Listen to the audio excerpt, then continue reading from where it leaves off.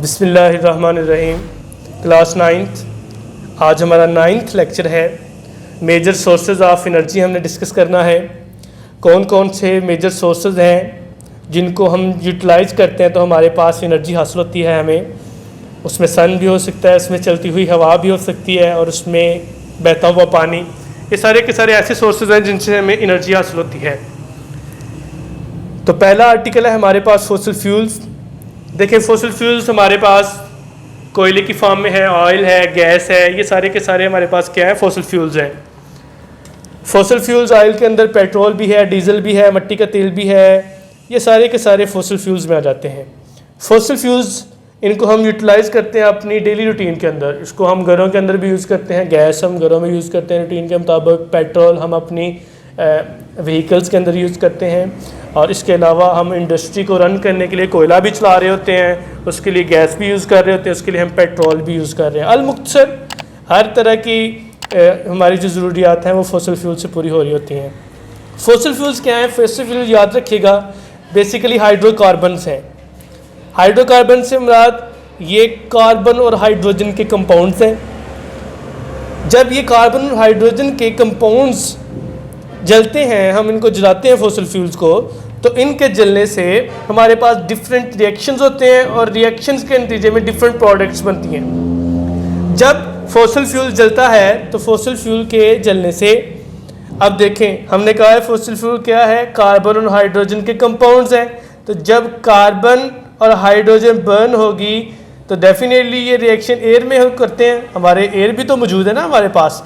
तो कहता है जब ये कार्बन और हाइड्रोजन के कंपाउंड मिक्स होते हैं, कंबाइन होते हैं हवा के अंदर मौजूद ऑक्सीजन के साथ, तो फिर ये डिफरेंट प्रोडक्ट्स बनाते हैं। और प्रोडक्ट्स क्या बनाते हैं? ये कार्बन डाइऑक्साइड भी फॉर्म करते हैं, इससे बनती है हमारे पास हमने हीट एनर्जी भी हासिल होती है, और इससे हम पानी भी हासिल करते हैं, H2O वाटर भी हमें हासिल होता है।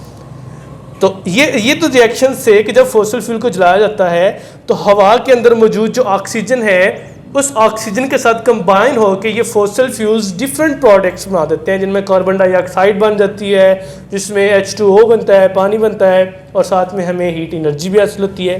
तो ये जनरल थोड़ा सा रिएक्शन मैंने लिखा है कि कार्बन है अगर, तो कार्बन अगर ऑक्सीजन के साथ कंबाइन होगी तो डेफिनेटली वो कार्बन डाइऑक्साइड बनाएगी और साथ हीट एनर्जी रिलीज होगी। तो इसको मैंने आपके पास जो है उसको मेंशन कर दिया, कार्बन प्लस ऑक्सीजन का मॉलिक्यूल।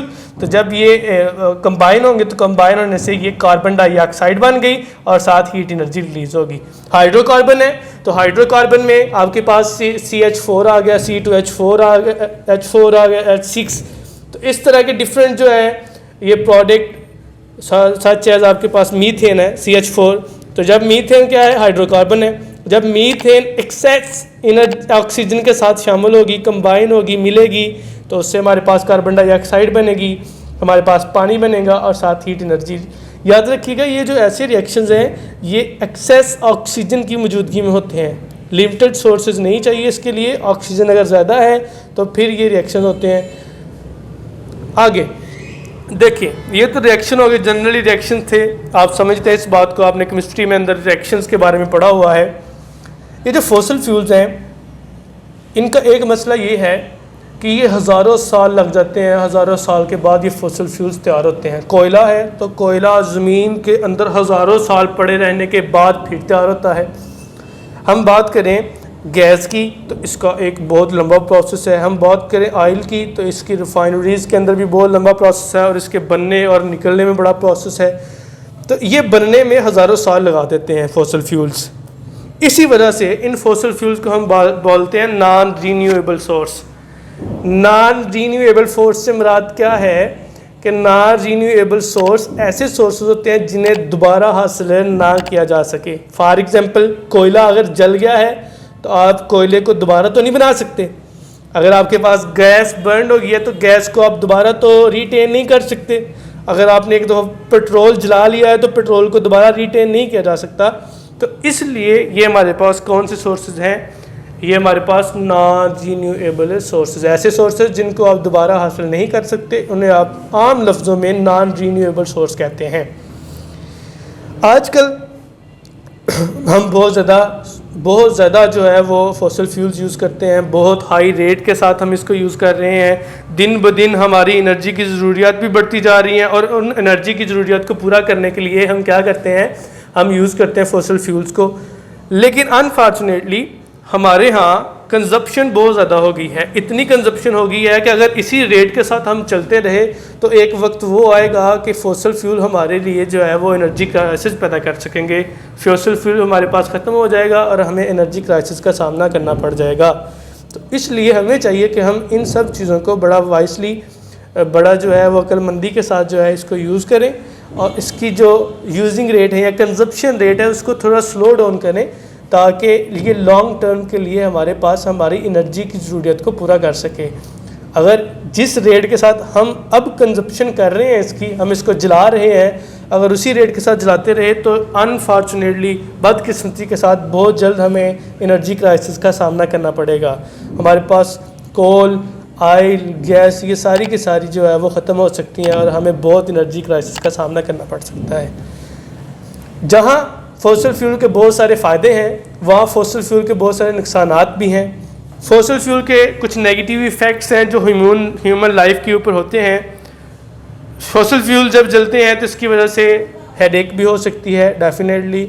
फॉसिल फ्यूल जो है वो जब ट्रांसपोर्ट में यूज़ होती है तो ट्रांसपोर्ट जो है उसके हॉर्न वगैरह, उसकी आवाज़ें और नॉइज़ जो क्रिएट करते हैं उससे हेडेक भी हो सकती है। टेंशन की बीमारी इंसान को हो जाती है और नॉइज़िया की बीमारी हो जाती है हमारे पास।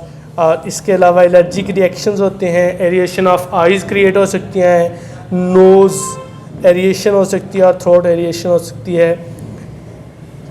ये सब वो चीज़ें हैं जिसकी मदद से हम जो है वो क्या करते हैं, फॉसिल फ्यूल से हमारे ये नेगेटिव इम्पैक्ट्स जो है वो नेगेटिव इफ़ेक्ट्स हमारी लाइफ के ऊपर पड़ते हैं। फॉसिल फ्यूल बहुत ज़्यादा तादाद में जब जलते हैं तो फॉसिल फ्यूल के जलने से हमारे पास और भी क्या सीरियस प्रॉब्लम क्रिएट होते हैं, एनवायरमेंटल प्रॉब्लम्स क्रिएट हो सकती हैं। फॉसिल फ्यूल के जलने से जब ये जल रहा होता है तो कार्बन मोनोऑक्साइड बन रही होती है और आपको पता है जब फॉसिल फ्यूल्स ऊपर ओजोन लेयर के साथ जाके मिलती है तो उसको भी ख़राब करती है।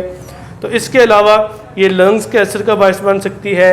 ये फॉसिल फ्यूल जो है वो हमारे पास हेयर डिजीज़ का बायस बन सकती है, इवन के हमारे ब्रेन को डैमेज कर सकती है और हमारे नर्वस सिस्टम और जितने भी दूसरे बॉडी के ऑर्गन्स हैं सबको जो है वो डैमेज कर सकती है। ये सारे का सारा आज का हमारा आर्टिकल फॉसिल फ्यूल्स के मतलब था। तो ये साथ एक लॉन्ग क्वेश्चन के तौर पे भी है फॉसिल फ्यूल्स, तो आपने इसको अच्छी तरीके से याद करना है। फॉसिल फ्यूल में सबसे पहले आप इसका जो है वो इंट्रोडक्शन देखेंगे, फिर एक दो रिएक्शन है वो कर लेंगे, फिर ये नॉन रिन्यूएबल सोर्स आ गया और इसके बाद इसके जो है वो इफ़ेक्ट्स हैं, इसके जो है आपने ये सारे के सारे तैयार करने हैं। यहाँ तक आज आपने पढ़ा है, थ्योरी है सारी, इसको अच्छे तरीके से रीड कर लें और जो बातें आपको चंद एक मैंने बताई हैं उनको ध्यान से सुन लें, ये आपको इंशाल्लाह जो है वो तैयार हो जाएगा। तो आज का हमारा आर्टिकल था फॉसिल फ्यूल, ये यहाँ पे ख़त्म हुआ। कल इंशाल्लाह nuclear fuels, renewable source of energy पढ़ेंगे और आगे इंशाल्लाह चलेंगे। अस्सलाम वालेकुम।